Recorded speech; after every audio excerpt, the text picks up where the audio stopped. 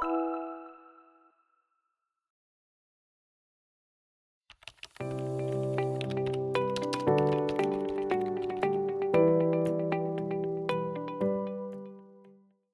at the time when it was started, I was head of information at Aarhus University.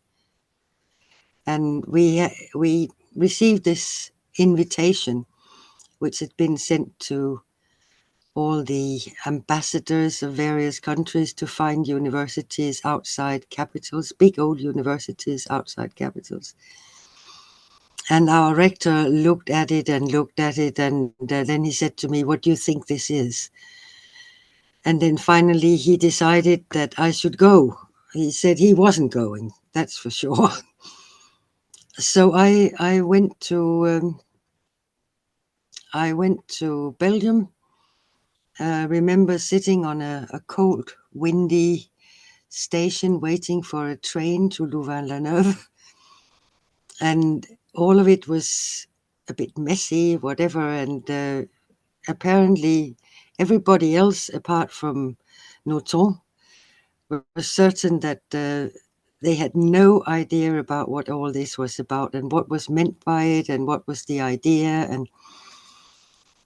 And then slowly, during the discussions, it started to emerge that you could perhaps have an organization or have an informal network, and over the years it just developed.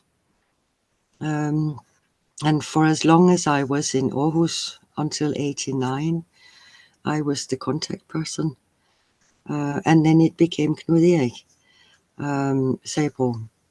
And then I left to work for the Erasmus office in Brussels.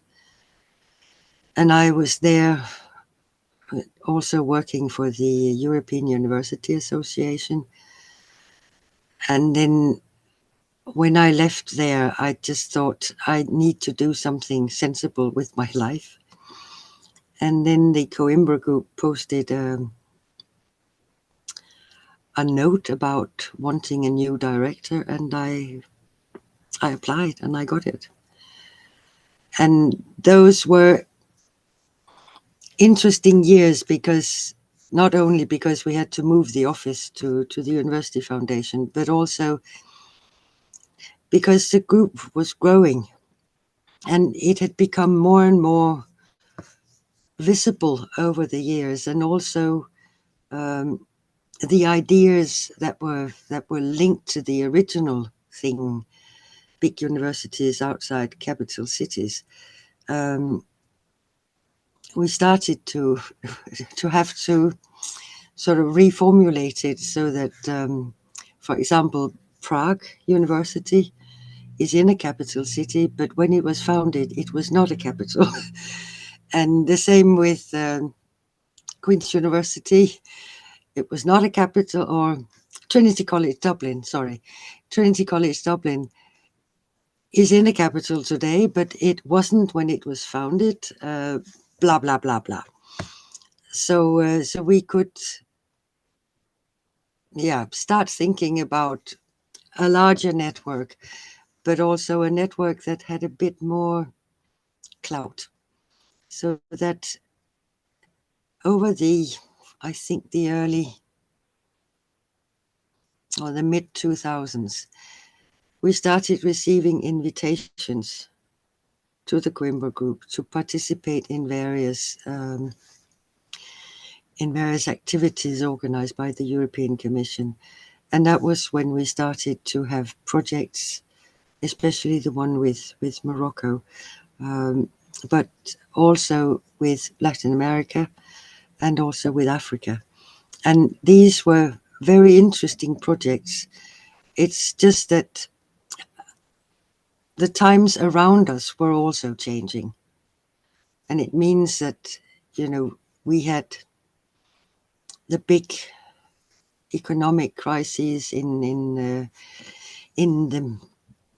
2010s, and all the movements within the European Commission and realignments of European Commission policies and problems. The Coimbra Group has been very dependent on how developments in the countries where they are placed have gone by.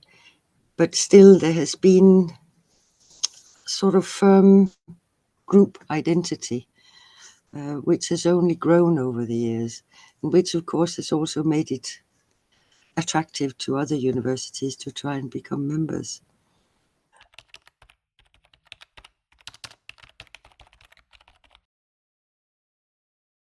You have immediate contacts in a wide number of universities, and universities with very, very good reputations. And that means it was from the very start the informal networks that were established by Coimbra Group universities that exchanged students before there was an Erasmus program. They were very instrumental in the development of the Erasmus program as well, because the networks were already there. And another thing, the concept of free movers, that you did not have to be accepted by your national agency or the commission or whatever. You could still move, and there were things organized within the Coimbra Group that would assist these students. And I think those are perhaps also what gave the foundation of a wider collaboration among the universities. So you see Europe in a different perspective. You see it as a network of friends and acquaintances where you can always go. And I think this is the sort of ease that has been within the Coimbra Group more or less from the start. I know there have been big discussions and quarrels and everything else, and I've been part of them as well. But basically, the overall network idea is functioning, and I hope it still is.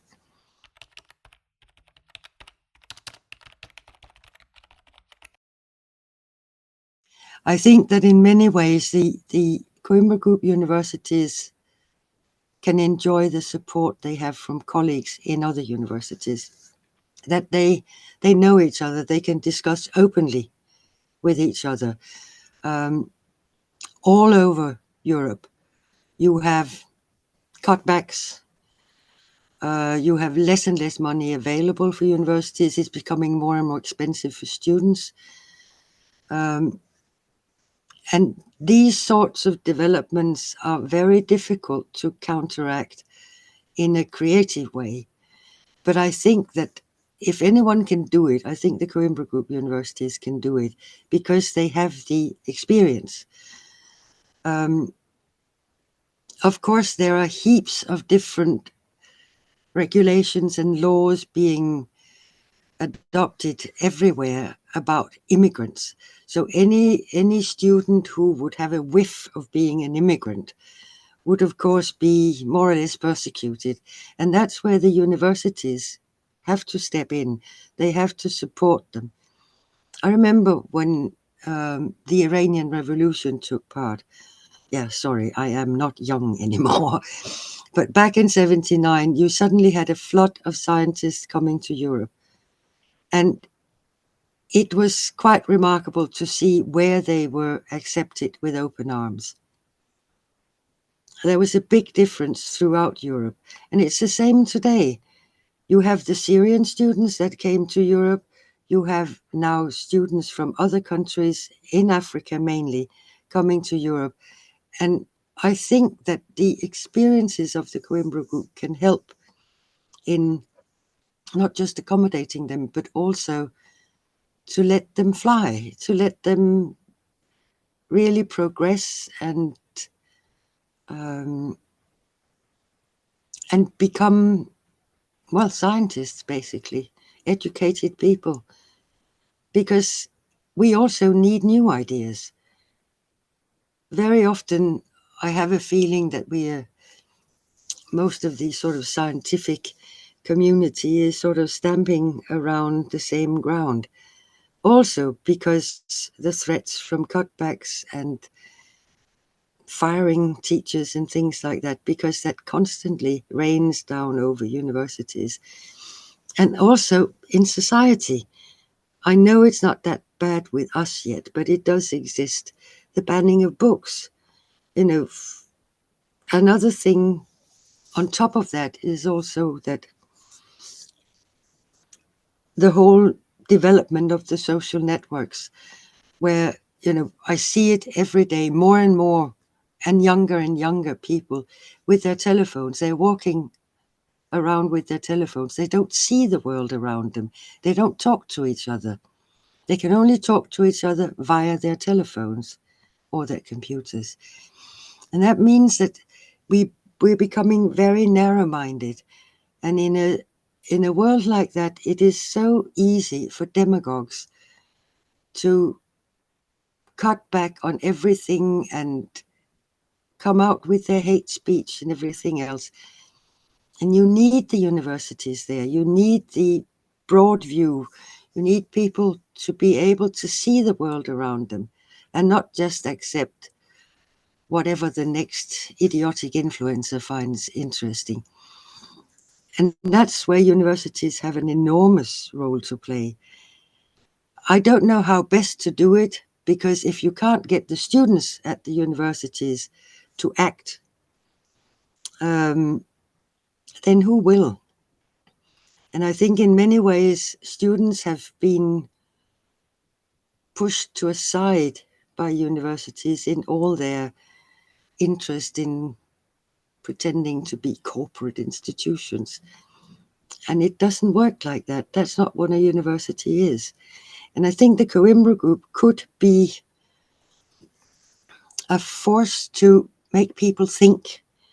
Just think, it's a rare commodity these days. But I do believe that universities have a much bigger role to play than they actually think themselves.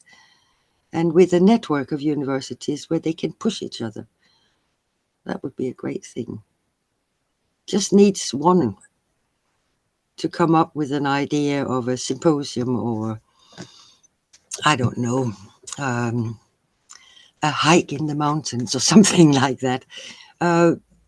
Doing something together, which is not linked to budget discussions and infights and things like that. So maybe the universities of the Coimbra Group could actually be a force for making people think, making people read books, making people talk to each other, not just sending messages. It would be great. And for that, I think we also need the tech students, those in the universities that work with engineering, everything like that.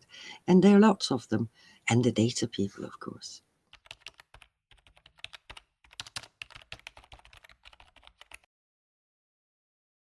It's meeting people. It's meeting people with different outlooks, but common ideas. It's an example are those seminars that were held at the very start of the Coimbra Group, where researchers, people were put together to discuss something within their areas of expertise, which then again develop into ideas for ICPs in the Erasmus program. That's one thing. Another thing is to have visited those fantastic places, to have been able to go round and see historical buildings, listen to how they developed, and seeing how people take care of them, and not just those who are supposed to do so, but also the students. I think that the environment in itself also produces something, not just veneration, because that ought to be there as well, of course, but also an eagerness to contribute further to it. And I think that's what I've seen in the Coimbra Group, all these ideas bubbling, and within a framework that is much, much wider than the Coimbra Group itself.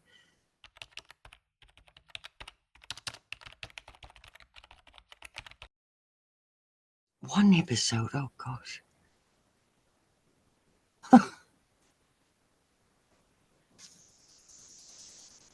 That's difficult. You know, you're talking about 40 years. Oh God. Meeting Umberto Eco. The library in Coimbra. In